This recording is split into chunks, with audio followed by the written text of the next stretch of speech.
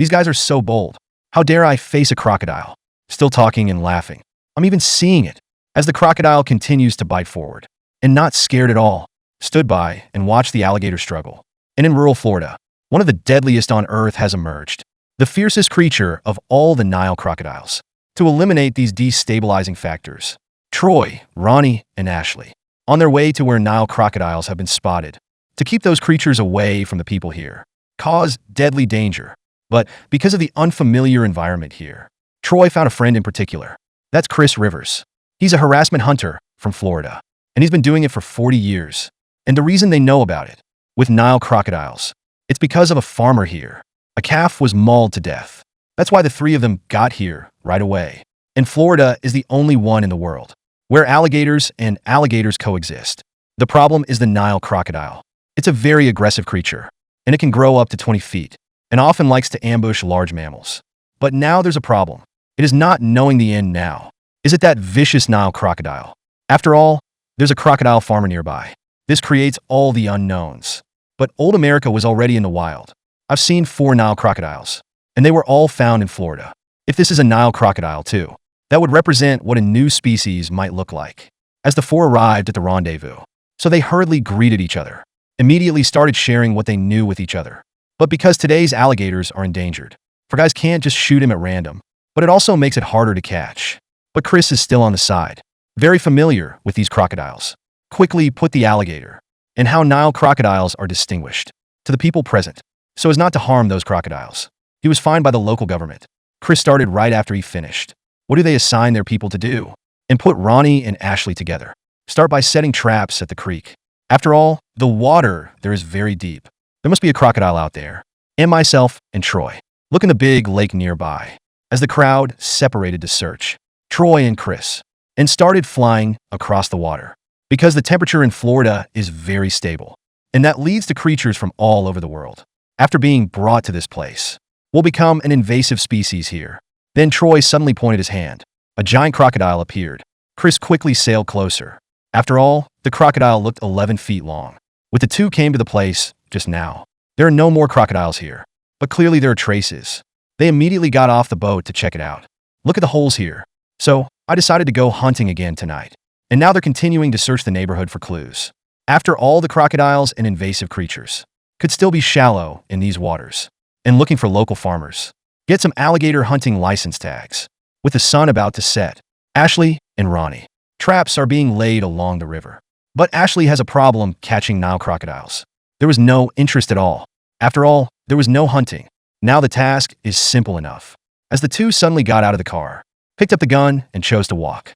Start looking for places to set up traps. As the two keep moving forward, suddenly I saw something. It's a trail left by a crocodile. 2 people quickly came forward and began to arrange. Follow Ronnie to one side and tie the rope.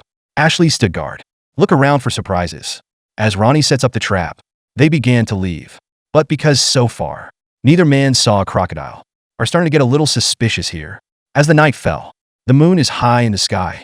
Troy and Chris are back in the Great Lake to find those Nile crocodiles. Chris pulls out a traditional weapon. That's the harpoon in your hand. This thing is very convenient. After all, thousands of years of time, the design of this thing hasn't changed. Always with the tip of the gun, pierce the surface of living things. With Chris holding the gun in his hand, the two also began a serious search, looking for those mysterious Nile crocodiles. With Troy's discovery, quickly set sail to approach. Chris also raised his gun, right on the alligator's body, stuck the tag on the alligator, and the crocodile was stabbed.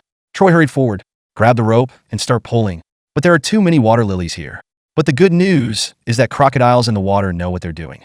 I left the area on my own, let Troy on the other side find an opportunity, pulling it to the surface.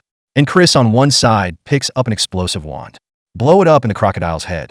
So the two quickly help the crocodile to turn over, but found that this is not what they want.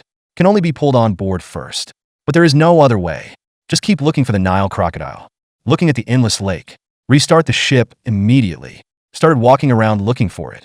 But after an hour of searching, and you didn't see anything, only to return home first, meeting with Ronnie and Ashley in the morning, and 9 miles away, waiting for the original traps to be loaded. Ronnie and Ashley are at the farm. Look for signs of the beast. Then the two found something special. That's the big cage in front of you. The two men also began to look around. only to find the web of this thing. It's actually very dilapidated, but there are traces of this crocodile inside. In a big cage like this, it's often used to confine large creatures. Not sure why though. This thing is going to show up here. But the two decided to go back and continue their search. As the sun rose the next day, the four hunters met again by the stream, Troy and Chris, and immediately showed them both his harvest in the lake last night. And after seeing this crocodile, Ronnie hurriedly expressed himself in yesterday. I've seen alligators on my side, and it's not far from the river. When Troy heard this, hurriedly said last night, and ran over there with Chris, but I didn't see anything. And then he said after the trouble, get in touch and help right away. And Ronnie and Ashley immediately. I got in the car to check out the traps. Troy and Chris set off soon after, with Ronnie and Ashley. Here we are, where yesterday's trap was set. Found a successful loading here. Two people quickly approached. Ronnie grabbed the rope too, prepare to pull the crocodile out of the water. Ashley on the other side also holds his gun, prepare to protect Ronnie on one side, as the rope slowly pulls there. But something doesn't feel right about this, as Ronnie pulls the crocodile to the surface, to find this creature, dead in the water. This made the two feel very strange. As Ronnie pulls the crocodile to shore and put a tag on its tail, he then put the crocodile in the back of the car. But this isn't a Nile crocodile either. This makes the two people a little uncomfortable. And 2 miles to the west, Troy and Chris, still looking for signs of the crocodile. As the two men stopped on a shore, get off the boat right now, looking everywhere for signs of crocodiles. Then Troy made a discovery. That's the footprint in front of you. It's the size of a palm, and that's not good for either of them. More and faster still can't tell the difference. Nile crocodile or alligator. To solve this mystery, the two decided again tonight. Come back here and find out. See if you can get something here. And Ronnie and Ashley on the other side, after getting a crocodile, after 2 hours, once again came to a trap. I don't know if it's in stock though, but after the two got close, I found out there was something on the hook. Ronnie quickly grabbed the rope, prepared to pull it out of the water, but the crocodile has just been pulled to the surface. The pair immediately began to be vigilant. Ashley was constantly on the sidelines ready to kill him, but this crocodile put up a bit of a fight, so Ashley never could kill him.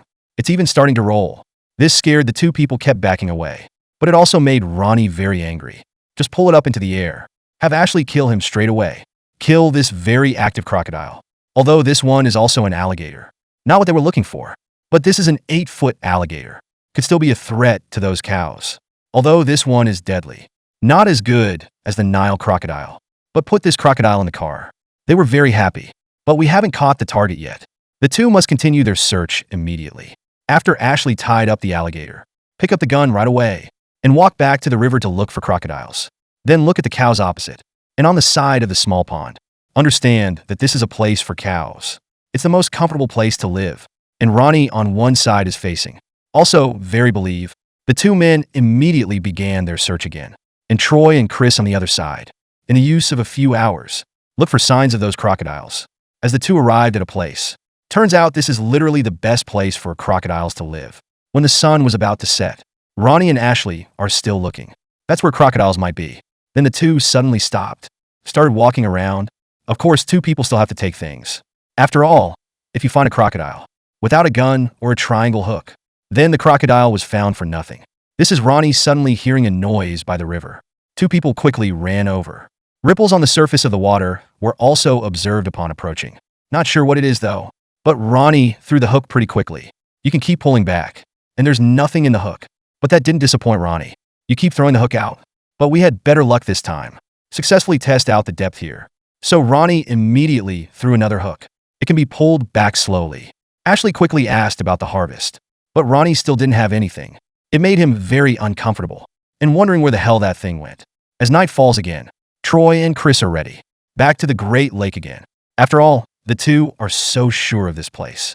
There are quite a few giant crocodiles, as the two of them speed across the river. Soon arrived at the destination of the trip, but two people on the way to find. The water level here is surprisingly low, but the good thing is that the vehicle they use is a hovercraft. This makes the two very happy. At the same time, Ronnie and Ashley, still looking for the crocodile's hiding place. But you don't know where it is. Two people can only keep looking for the river. Then the two suddenly heard a noise. Quickly turned his head to look over. Ashley also picked up the triangle hook. After all, that's a lot of noise. Could have been the destination. As Ronnie throws the hook out of his hand, start pulling back immediately, and there's nothing. But Ronnie feels like he just caught it. so hurriedly threw again. But in the trial, still no hook. But Ashley on one side sees bubbles. Ronnie quickly threw the hook away again. Can be slowly pulled back. But there is still no harvest. This made Ronnie very angry. After all, that crocodile was so big. I can't even think about this one. You run away like that. And Troy and Chris on the other side, still looking for a possible crocodile. But with two people constantly searching, crocodiles were soon spotted on one side. So Troy quickly turned around, ready to plug the tag in, and Chris is on the side sticking his gun out. As the two men approach the crocodile, Chris just put the gun in, with the crocodile successfully shot. Troy turns the ship around again. But this mark is actually, once again, came to the Phoenix Lotus. As hard as it is for Troy. But he went ahead and grabbed the rope. But the water lily exists. It's still hard to pull it out. So Chris hurried the boat away. So Troy can pull the alligator out. But it's still hard to pull it, with the crocodile coming to the surface. Chris quickly picked up the explosive stick. Aim at the back of the crocodile's head. Just put the gun in your hand. With the death of this crocodile, two people quickly pulled it to the boat. Turns out this one's only 9 feet. And it wasn't the Nile crocodile. But 2 days and 2 nights in a row. Still nothing. This made Troy very uncomfortable. And now there's nothing. With the 3rd day coming, Troy and Chris, preparing for the final sweep, looking for the Nile crocodile. But it took so long. In addition to catching 2 crocodiles, and the trail that was left behind, no other new information was found. Then they spotted a flock of vultures. As if there was something dead, 2 people quickly set sail close, with Troy and Chris, to the position we just reached. The 2 also made a discovery. Quickly picked things up. Look at this huge bone. That's really clean. I feel like I've just been cleaned. Most likely a vulture in the sky. Get this thing cleaned up. That's when Ronnie and Ashley arrived. Troy immediately showed them both. And something to show. And after seeing this thing, it was quite a surprise. But it was also revealed to the public. It can kill this giant animal. It's definitely not something small, okay? But now we don't know what creature did it.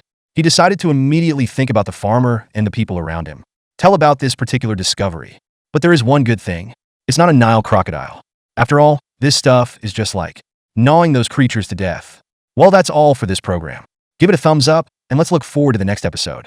Deep in a remote swamp, suddenly a mysterious creature appeared. It makes the hunters who live around there. I became very scared in an instant. Plus the son's at home. He used to scream there for no reason. In the Everglades of Florida, Troy, the Swamp King, got a call. That's his friend Dusty. Wanted him to stay at his camp for a few days. Look into the matter in the meantime. Then someone saw a skunk ape, and close to home, and this creature is a legendary beast. It's said to be a combination of man and ape, and the phenomena witnessed today become more and more frequent. After all, its body smells bad. As Troy arrives at Dusty's camp, the two immediately greeted each other. Dusty was able to identify Troy. Nothing happened recently. Immediately told me what happened here. There was a fisherman. A skunk ape was seen nearby. This made Dusty very scared. I don't believe in it though. But there's so much weird stuff going on these days. Plus the recent son's at home, always looking in one direction in the swamp. Keep barking at it. Still makes Dusty very uncomfortable. After listening to this, Troy said, I don't know much about these things. But there was a friend, Jack. Maybe it can help. And let's find something. As the two men came to the road, Troy began to wonder if it was. What big bear appeared in the swamp? When Dusty heard it, he thought it wasn't. I wasn't in the woods, after all. I've seen those bear droppings. With the two walking for an hour later, Troy and Dusty found Jack, too. 3 people after greeting. And Jack is a 5th-generation swamp dweller. I know a lot about this place. There are also many folklore. And about the skunk ape. But now Jack has work to do. For today's hunting season. Getting ready to go. But Troy still wanted to know something. And Jack wasn't there to help. But you can still understand things yourself. I told them. That's the creature. It goes back to the Seminole tribe. According to reports at the time, human-sized monkeys have been spotted nearby, attacking the local domesticated creatures. And it smells bad. But this whole skunk ape thing seems to have become well known. There's not much of a difference, is there? So Jack introduced them to someone. That was his father, Dave. What might he know? After all, Dave is an expert. After thanking Jack, Dusty was there to help. As the two spent an hour again, and came to the destination of this trip. That's the local museum, known as the Skunk Ape Headquarters. The 3 men greeted each other after meeting. And Dave is the lead researcher on skunk apes. Investigated a lot of similar incidents. Tens of thousands of hours over the course of a lifetime. But that's not the main thing. Dave himself, in 1973, in Big Cypress National Park, hunting with his brother, saw a giant skunk ape. with Troy taking the Dusty family situation. After I told Dave all about it and asked him if he could come along. And Dave, when he heard that, "I'd love to go with you." After all, he said he studied skunk apes. But to make them more convinced, Dave decided to take something out. It's a giant footprint, and it's so close to Dusty's house. It's only 10 miles away. After careful observation of the two, just released a little video. Let's show them a little after 7 o'clock in the morning. How active that skunk ape is. Is 6.5, 7 feet tall. And this creature walks in the swamp. It's not even affected by water. Not only to step on the water splashed everywhere. Their own speed of movement will not be slowed. It's like walking on level ground. This is very frightening. And the woods behind Dusty's house. Perfect for this skunk ape. That made him even more scared. Thought we should go over there right away. And people are very much approved of this. But I might have to spend the night. Dave wanted to make some preparations. And we need to find someone else. Search by grouping. It's a big swamp forest after all. And Troy on one side after listening. It was very exciting. But Dusty was different. Until you leave the state of your face. It hasn't changed. With a new day. Near Dusty's camp. The three had gathered together. And this time there was a car parked next to it. Down came Troy's old friend Zach. For people after greeting each other, Dave told Zach what was going on, but it always felt like the photographer was alluding to M.O. And covered with hair. Like a Bigfoot. It's a little unethical, though, but maybe it's because the photographer loves Zach's hair. As Dave explains, people are also getting to know skunk apes better. And Dave had a plan to maximize the time to find the trail. That's the old swamp hunter way. It's about moving in groups for maximum coverage of the marsh. Zach with Dusty set up cameras along the way and put some bait on the opposite side of here. And myself and Troy, and go around even further, look for signs of the skunk ape. Although this method is very old, but it has to be said that this is the best so far. After all, if you're looking too aggressively, it may cause unexpected things. After all, someone once entered the swamp. He never came out again, and the people who look for them, there's not even a trace left. As the crowd began to set out, after wishing each other good luck, the search for the skunk ape began. Time passed slowly into the night. About a mile outside Dusty's camp, two people are preparing to set up the camera. That's Zach and Dusty. To attract the skunk ape, of course. They also prepared fruit. After all, Dave said he loved it. And researchers had thought that this creature, based on the combination of man and ape. As the two men saw a ghost-like bird, I started feeling scared right away. I'm terrified of this jungle. A dark shadow will suddenly appear. That's when Zach finds a spider. I told Dusty to stop the car, ready to set a trap here. Although skunk apes like to eat fruit, but they're interested in these insects. With the cameras set up, Zach went to the tree on the other side, put an apple and a banana in it. And the height is also very particular. No bear in this forest can catch it. After setting things up, the two began to look for the next location. And Troy and Dave on the other side, looking for signs of a skunk ape. Two people in order to be able to carefully search. He got out of the car and searched the area. See if he can find anything. But the two so far still didn't find anything. But with the two of them moving forward, there were some extraordinary discoveries. That's the footprint right there in front of you. It's just crazy. Twice as big as a bear. Although the two were amazed at the size. But they didn't want to be delayed. And the two near Dusty's camp. There are still traps in there. But 7 have been completed so far. And it went so smoothly. Let two people feel very happy. I can't even believe it. And that makes a mysterious creature very angry. As they got deeper and deeper, just made a little noise on the side. This moment made both of them startled. Dusty turned the lights off right away. Start looking around right away. And now you can't hear anything. So he continued to set up the trap. But good thing they were driving. Otherwise, it would have been impossible to set it up. With Zach fixing the trap here, the two also finished all the arrangements. They then left to return to camp.